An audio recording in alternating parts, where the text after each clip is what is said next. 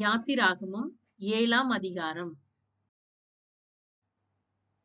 மோசேயின் அண்ணன் மோசேக்கு தீர்க்கதரிசி.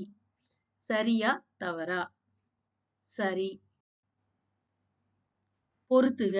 மோசே 80 வயது, ஆரோன் 83 வயது. கோல் சர்ப்பமானது, தண்ணீர் இரத்தமானது. நதி கர்த்தர் அடித்து 7 நாள் ஆயிற்று. உன் கோலை எடுத்து அதை பார்வோனுக்கு முன்பாக போடு. யார் யாரிடம் சொல்ல வேண்டும்? மோசே ஆரோனிடம். யாருடைய கோல் யாருடைய கோல்களை விழுங்கிற்று?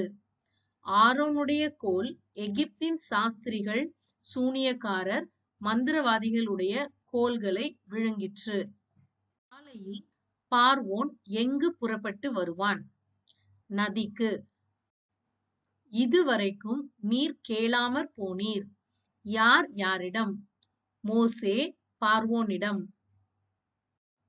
ஏன் நதியில் இருக்கிற தண்ணீரை எகிப்தியர் குடிக்க கூடாமல் போயிற்று? நதியில் இருந்த மீன்கள் செத்து நாறிப் போனதால். பார்வோனின் இருதயம் கடினப்பட்டது. இவ்வதிகாரத்தில் எத்தனை முறை உள்ளது? 2 முறை.